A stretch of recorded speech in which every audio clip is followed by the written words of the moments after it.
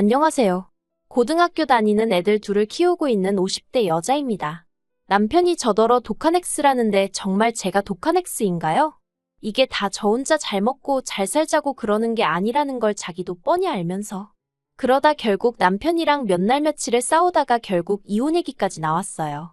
그리고 솔직히 처음엔 애들 때문에라도 참고 살까 했거든요. 그런데 보자 하니까 인간이 미쳐도 아주 제대로 미쳤구나 싶대요. 남편하고 전 대학에서 만났어요. 동갑이라서 그런지 처음부터 말도 잘 통했고 무엇보다도 남편이 저에게 잘 보이려고 엄청 노력을 하는 게 눈에 보였거든요. 그게 저도 싫지는 않았고요. 그래서 2학년이 되면서는 진짜 사귀는 사이가 되었어요. 저희가 사귄다는 소식을 듣고는 주변 친구들과 선배들은 캠퍼스 커플이 얼마나 불편하고 위험한 줄 아냐며 저나 남편에게 경고 아닌 경고를 해주기도 했지만 둘 다 그런 게 귀에 들어오지 않을 만큼 서로 푹 빠져 있었던 것 같아요. 아무튼 저는 남편의 군복무도 착실히 기다리며 자리를 잡았고 이후로 남편도 졸업 후 직장을 잡으면서 저희의 오랜 연애는 결혼이라는 결실을 맺게 되었습니다. 양쪽 집안에서도 서로의 존재를 진작부터 알고 있었기에 결혼까지 이르는 과정은 무르르듯 무난하고 자연스럽게 흘러갔지요. 하지만 사는 문제가 그저 저와 남편 두 사람이 열심히만 한다고 뜻대로 흘러가는 것은 아니더라고요. 제가 둘째를 임신하면서 입덧이 너무 심해서 제 발로 회사를 나오게 되었는데 그 일을 두고두고 후회하게 될 줄은 몰랐습니다. 제가 퇴사하고 얼마 지나지 않아 회사는 외국계 기업과 합병을 했는데 그로 인해 제가 다니던 회사는 업계에서 내놓으라 하는 위치까지 단박에 치고 올라갔거든요. 어떻게든 버티고만 있었다면 저도 몸값 좀 올라가고 그렇게 원하는 커리어우먼으로서의 경력을 이어갈 수 있었을 텐데 지금이야 그 또한 인생이고 그저 그 자리가 내 자리가 아니었던 거다 하고 넘겨버릴 여유도 생겼지만 한참 먹고 살기 빡빡하던 시절에는 어찌할 바도 없으면서 그렇게 서운하고 억울한 기분이었답니다. 아무튼 제가 그렇게 회사를 나왔을 무렵 남편도 남편대로 곤란한 상황에 처해 있었습니다. 남편은 특정 종교와 관련된 신문사를 다니고 있었는데 아무래도 구독자들의 후원으로 이어지다 보니 나라 경제가 안 좋아지면서 후원도 많이 끊어지게 되었거든요. 그래서 그나마 몇 안 되는 직원들 중 기혼인 사람들은 관두고 미혼인 사람들은 그래도 훗날을 도모하며 버티고 그런 모양새가 되어가는 듯했어요. 그리고 저희 남편 또한 다른 기혼자들과 마찬가지로 가장의 무게 때문에 신문사에서 나오는 선택을 내릴 수밖에 없었습니다. 그나마 다행히 남편은 얼마 안가 이직에 성공하긴 했지만 그것도 그나마 전에 다니던 신문사보다 사정이 약간 나았을 뿐 저희 둘의 생활 자체가 크게 달라질 정도는 아니었지요. 그리고 사정이 그렇다 보니 저희는 친정으로부터 크고 작은 도움을 받을 수밖에 없었습니다. 일단 시부모님은 워낙 먼 지방에서 농사를 지으시는 분들이셨는데 안타까워하시면서도 금전적으로 어떤 도움을 주실 형편은 못 되었어요.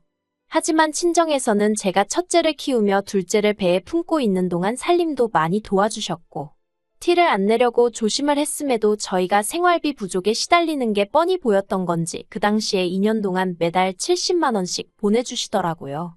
아주 큰 돈은 아니었어도 그나마 그 돈도 없었다면 사는 게 얼마나 지독했을지 상상만 해도 아찔합니다. 그리고 그런 힘든 시절을 이겨내기까지 한 저희 부부 사이에 조금씩 균열이 생긴 건 아이러니하게도 애들이 학교에 가고 남편이 새로운 회사에서 어느덧 안정적인 위치에 오르고 저 또한 새로운 공부를 시작하면서였습니다. 남들 눈에는 드디어 저 집도 피는구나 그렇게 보여질 시기였는데 둘째가 초등학교에 들어가던 해 그러니까 제 경력이 단절된 지 무려 8년 가까이 되던 때였어요. 오랫동안 잊고 지냈던 아니 솔직히 말하자면 연락하고 싶었지만 제 스스로 주눅이 들어 차마 연락하지 못했던 선배로부터 연락을 받게 되었습니다. 다른 사람들을 통해서 제가 어떻게 사는지 가끔 소식은 들었다며 애 이야기로 아는 체를 하더니 자기가 이번에 창업을 하는데 저더러 같이 해볼 생각이 있냐대요. 자기도 애를 키우는 엄마다 보니 일부러 애 엄마들만 뽑아서 한번 큰 뜻을 이뤄보고 싶은 생각이 들었다면서요. 생각지도 못한 상황과 제안에 저는 너무 놀랐지만 왠지 이걸 거절하면 제 인생에 다시 사회로 복귀할 기회가 올까 싶더라고요. 그래서 앞뒤 재고 그런 것도 없이 무턱대고 하겠다 했습니다. 그렇게 어떻게 보면 제 인생의 이막이 시작되었다 해도 과언이 아니에요. 제가 다시 직장을 다니게 된 걸 저만큼이나 기뻐한 사람은 남편이 아닌 친정부모님이셨습니다. 아쉬울 것 없이 가르칠 만큼 가르쳐 놓은 딸이 어쩌다 집에서 애만 키우는 게 참으로 딱하고 안쓰러웠다면서 그동안 차마 내보이지 못했던 속내를 꺼내놓으시는 친정부모님을 보고 있으니 죄스러운 마음과 동시에 더 열심히 잘해봐야겠다는 생각이 들더라고요. 하지만 남편의 반응은 썩 좋지 않았습니다. 축하는 해주었지만 어딘가 모르게 뜨뜻미지근했달까요. 일을 시작한 이후로 저는 하루가 어떻게 가는지 모를 만큼 빡빡하고 바쁜 생활을 이어가게 되었습니다. 이리저리 사람들과의 만남도 많아졌고 모임 형태의 자리도 많이 늘었지요. 좋고 싫고를 떠나서 대부분은 빠질 수 없고 빠지고 싶지 않은 일들의 연속이었어요. 그리고 그럴 때마다 저는 가능한 부부 동반으로 자리를 만들어 어떻게든 남편과 같이 다니려고 했습니다. 유치하게 보일 수도 있지만 남편에게 인정받고 싶었거든요. 이제 이혼할 남편이니 얼굴에 침을 뱉던지 말던지 솔직히 이 이야기를 하면 남들이 제 남편을 어떻게 볼지 안 봐도 뻔해서 어디다 말도 못했는데 남편은 마치 제가 사업한다며 거들먹거리는 여자들을 만나서 어디 볕 좋은 테라스에 앉아 커피나 홀짝이며 시간을 보내는 정도로 여기고 있는 눈치였어요. 그리고 저는 그런 남편의 속 좁은 사고방식이 너무 부끄럽고 창피했지요. 그래서 더더욱 제가 하루하루를 얼마나 열심히 최선을 다해서 지내는지 보여주려고 했어요. 한편 그렇게 열심히 살다 보니 애들이 중학교 들어갈 때는 돈이 제법 모였더라고요.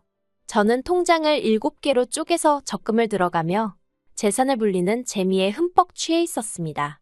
이 통장으론 첫째, 둘째 유학도 보내고, 이 통장으론 몇 년 뒤에 차도 새로 바꾸고, 이 통장으론 남편하고 유럽 여행도 가보고, 이루어질지 어쩔지도 모르는 목표들을 세우고 하루하루 정말 악착같이 살았답니다. 그런데 그런 와중에 버는 놈 따로 있고 쓰는 놈 따로 있다더니 신우가 도와달라며 연락을 해왔네요. 남편하고 나이 차이가 제법 나는 신우는 결혼한 지 4년 차였어요. 저하고의 관계는 좋을 것도 나쁠 것도 없이 적당한 거리를 유지하는 정도였고요. 그런데 회사 생활로 스트레스가 심해서 아이가 생기지 않는다며 이참에 회사를 그만두고 카페를 차리기로 했다는 소식을 전하더군요. 그리고 그때만 하더라도 어린애도 아니고 얼마나 고심하고 내린 결정일까 싶어서 응원한다 했습니다. 그런데 이후로 신우가 남편을 통해서 혹시 돈을 좀 빌려줄 수 있겠냐고 물어왔어요. 카페를 창업하려면 못해도 6천은 있어야 할 것 같은데 그중 3천을 저희에게 빌리려고 하더라고요. 나머지는 자기들이 모아둔 돈과 시부모님께 손을 벌리기로 했다면서요. 당연히 내키지 않았고 솔직히 말하자면 싫었어요. 이유를 떠나서 저도 허리띠 졸라가며 죽기 살기로 모은 돈인데 언젠가 돌려받을 돈이라곤 해도 그냥 제 손을 떠나는 자체가 싫었습니다. 그런데 남편이 어떻게든 살아보려고 하는 사람한테 너무한 거 아니냐? 인정이 있네 없네? 하루가 멀다 하고 사람 피를 말리려고 작정이라도 한 건지 닥달을 해대니 급기야는 애들도 저희가 돈 때문에 싸우는 걸 알아채더라고요. 그래서 어쩔 수 없이 빌려주게 되었어요. 통장 7개 중 2개를 깨서요. 그리고 이후로 제가 이자 한 푼을 받은 것도 아니고 행여나 돈 빌려주고 생색낸다, 치사하다 그딴 소리나 들을까 싶어서 한마디 말도 안 하고 기다렸습니다. 빌려갈 때 3년 안에 갚겠다고 호언장담을 했기에 그 말만 믿고 기다린 거예요. 그런데 솔직히 장사하는 거 딱 반년 지켜보니까 그때부터 이미 불안불안한 마음이 들었습니다.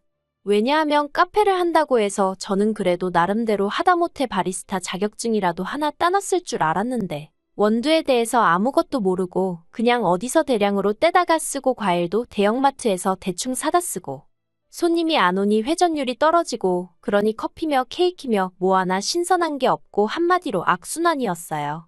그래서 결국 단골이래봤자 지인 장사 좀 하다가 3년 만에 준다는 돈도 안 주더라고요.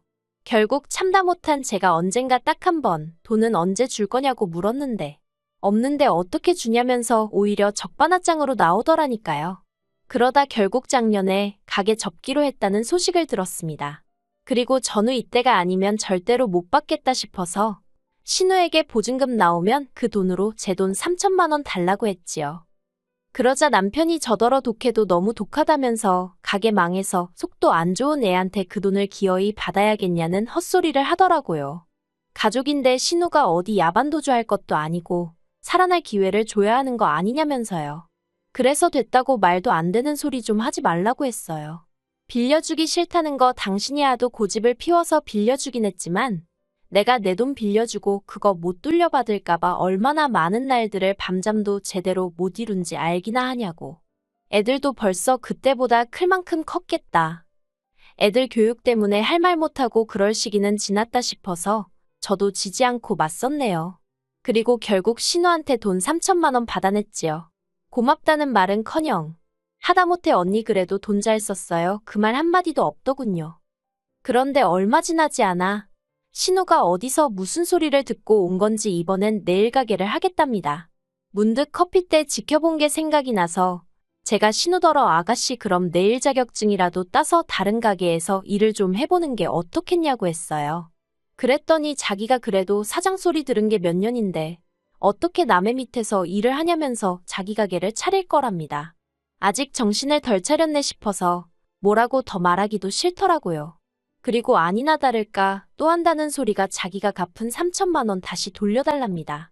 그걸로 가게 차려야 된다고요. 어이가 없어서 누가 들으면 아가씨 돈 제가 빌려간 줄 알겠다고 아무튼 이번엔 못 빌려준다고 했어요.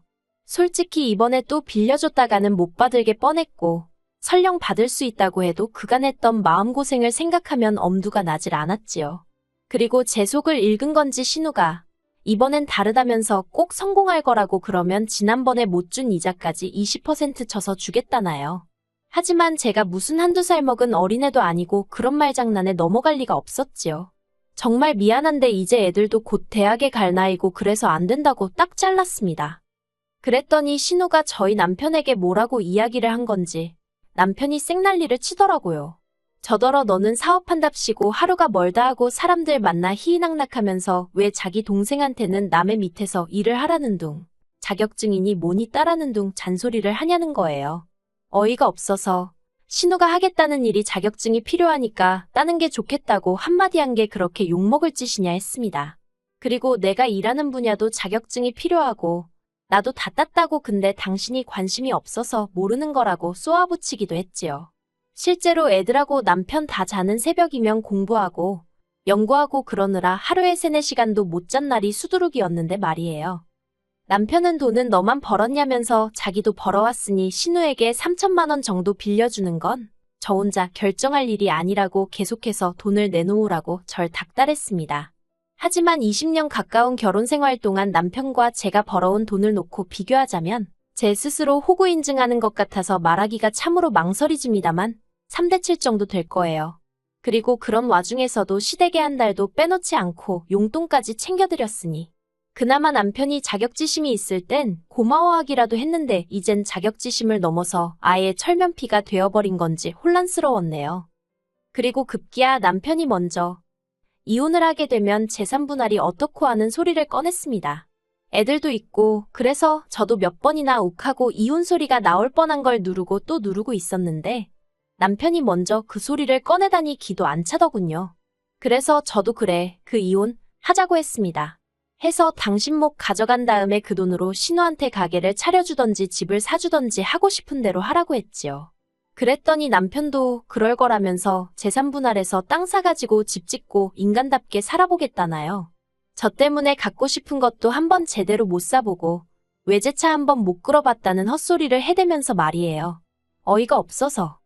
그리고 결론부터 이야기하자면 재산 분할해서 제가 재산기여도 85%를 인정받아 대부분의 재산은 제가 차지하게 되었습니다. 세세하게 나열할 순 없지만 시작부터 친정에서 준 도움부터 시작해서 제 현재 수입까지 비춰봤을 때 남편이랑 50대 50은 처음부터 가당치도 않았다고 생각해요.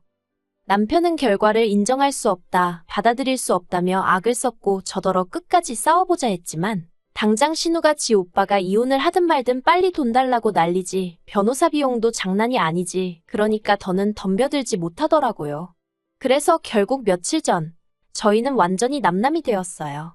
그런데 웃긴 건 남편은 아직 자기에게 무슨 기회가 남았다고 생각하는 눈치입니다. 법적으로 이혼만 했을 뿐 애들도 있으니 친구처럼 살면 되는 거 아니겠냐는 헛소리를 하면서 지발로 나갈 땐 언제고 다시 집으로 기어들어올 생각을 하더라니까요. 물론 비밀번호는 애저녁에 바꿨고 곧 이사할 생각이에요. 애들도 이미 클 만큼 커서 뭐 지 아빠를 미워하고 그런 건 아니지만 부부가 살다가 안 맞으면 이혼도 할 수 있는 거고 그게 저희라서 좀 아쉽지만 어쩌겠냐는 시기더라고요. 여담이지만 요즘 애들이 쿨하다더니 저희 애들도 그런 건지. 아무튼 어떻게 끝내야 할지 모르겠는데 제가 결혼까지는 모르겠지만 애들 대학 보내고 사람 구실하게 만들 정도의 능력은 있거든요. 제 노후도 그럭저럭 자신 있고요. 그래서 제 자신에 대해서는 별 걱정도 없고 한편으론 솔직히 후련한 마음도 듭니다. 나름대로 최선을 다해서 살았고 더 이상 바꿀 수 없는 현실을 후회하며 시간을 낭비하는 짓은 안 할 거예요.